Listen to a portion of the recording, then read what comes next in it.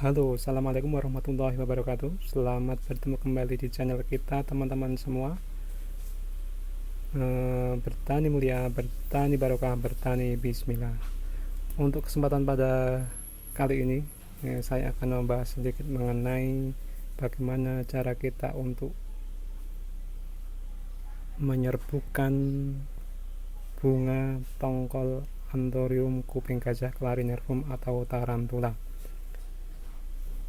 Jadi dengan kita menyerbukkan tongkol bunga tarantula, harapannya nanti penyerbukan akan lebih maksimal dan menghasilkan biji yang lebih banyak dan merata di tongkol yang kita punya. Walaupun mungkin dengan penyerbukan secara alami pun itu tetap akan bisa menghasilkan biji, tapi mungkin tidak akan maksimal seperti apabila kita menyerbukannya. Teman-teman semua, pada kesempatan kali ini saya sedikit menyampaikan bahwasanya untuk kuping gajah clarinervum atau tarantula itu sama dengan jenis Anthurium yang lain. Penyerbukannya melalui bunga atau tongkol. Kondisi tongkol di sini untuk Anthurium memiliki waktu kematangan yang berbeda di dalam satu bunga antara bunga betina maupun bunga jantan. Untuk bunga betina itu biasanya akan matang lebih dahulu, kemudian baru disusul oleh bunga jantan. Oleh karena itu memang tidak bisa apabila kita menyerbukannya dalam satu waktu dengan satu tongkol saja, karena memang tidak mungkin. Kematangannya akan berlainan waktu, sehingga memang idealnya harus mempunyai lebih dari satu indukan. Untuk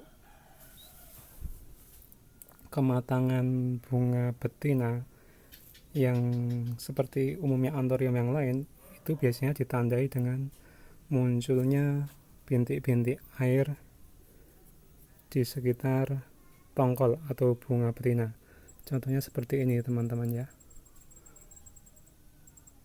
Kebetulan di sini saya mempunyai contoh bunga betina yang sedang matang buahnya ya, seperti ini. Jadi di sekitar tongkol itu akan muncul bintik-bintik air, tandanya bunga betina ini matang untuk bisa diserbukkan lebih lanjut. Saya zoom teman-teman ya. Nah, seperti ini teman-teman ya.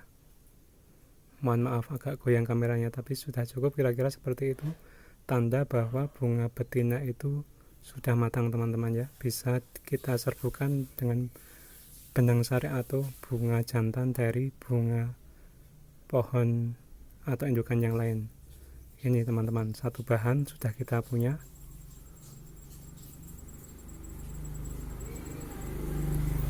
Kemudian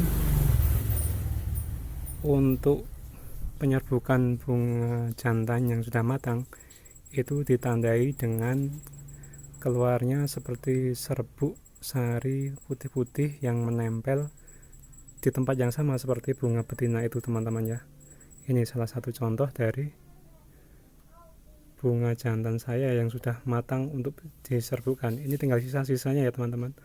Biasanya dia lebih banyak dan merata, tapi karena di sini agak terlambat sehingga hanya tinggal sedikit ya, tapi masih bisa kita manfaatkan. Jadi begini teman-teman ya. Jadi untuk proses penyerbukannya seperti Anthurium yang lain, kita bisa mengoleskan katempat di sini ya. Kita ambil bunga jantannya. Jadi serbuk ini bisa kita ambil dengan menggunakan katempat ataupun dengan jari tangan kosong pun bisa teman-teman ya. Untuk mempermudahnya kita menggunakan katempat, bisa juga menggunakan kuas gambar.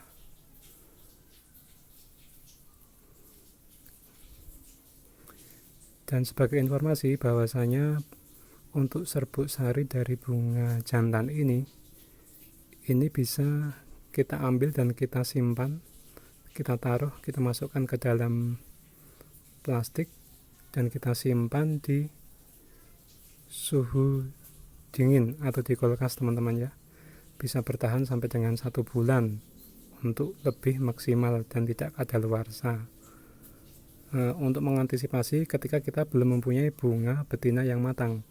Tapi kalau kita sudah mempunyai bunga betina yang matang, maka bisa langsung kita serbukkan. Nah ya teman-teman, sebagai solusi ketika kita hanya punya satu indukan, seperti itu tadi, kita bisa menyimpan serbuk sari dari bunga jantan yang sudah ada, kita simpan menunggu bunga betina yang lain itu matang. Nah teman-teman ya, setelah kita oles-oles dengan menggunakan katembat, dengan harapan bunga jantan serbuk sarinya sudah tersimpan ke dalam katembat, langsung saja ini kita oleskan ke tongkol dengan bunga betina yang baru masak yang tadi saya tunjukkan. Seperti ini teman-teman ya. Nah seperti ini, kita oles-oleskan saja merata di setiap titik-titik airnya.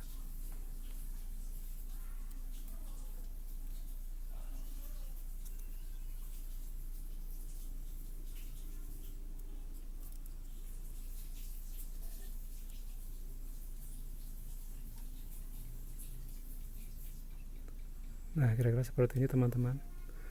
Kalaupun tidak menggunakan katembat, dengan menggunakan tangan kosong seperti ini pun kita bisa melakukannya sebenarnya teman-teman. Kita oleskan ke tangan atau jari tangan kita, kemudian setelah dirasa cukup, yang jari yang terdapat benang sarinya tadi bisa langsung kita oleskan ke bunga betina yang masak tadi teman-teman. Nah ini berair jadi sedikit agak basah ya teman-teman ya. Nah setelah seperti itu, setelah kita oles-oleskan seperti itu, cukup teman-teman ya. Nah karena kondisi di kebun saya ini tidak menggunakan plastik UV, dan pada saat ini masih musim hujan, maka supaya penyerbukan yang tadi tidak hilang atau bisa tersimpan dan harapannya menjadi biji, kita tutup bunga betina yang sudah diolesi serbuk sari dari bunga jantan tadi dengan menggunakan plastik seperti ini teman-teman ya. Nah kira-kira seperti ini teman-teman ya, dengan harapan dia aman dari air hujan yang akan menghilangkan atau melarutkan serbuk sari yang sudah menempel di bunga betina tadi teman-teman.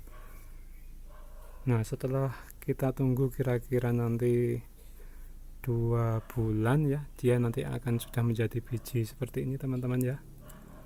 Nah sudah akan menjadi biji seperti ini sebentar lagi kira-kira tidak sampai 1 bulan dia akan tumbuh menjadi biji yang matang. Dia biasanya berwarna kuning seperti di video saya yang sebelumnya ini teman-teman ya. Sebagai contoh lagi ini teman-teman ya. Nah seperti ini lebih merata daripada bunga yang barusan saya tunjukkan. Nah harapannya dengan penyerbukan tadi dia akan menyerbuki seluruh bagian dari bunga atau tongkol anthurium. Nah, dengan seperti itu harapannya jadi bijinya semakin banyak dan kita akan memperoleh bahan untuk disemaikan semakin banyak pula. Kira-kira seperti itu teman-teman ya.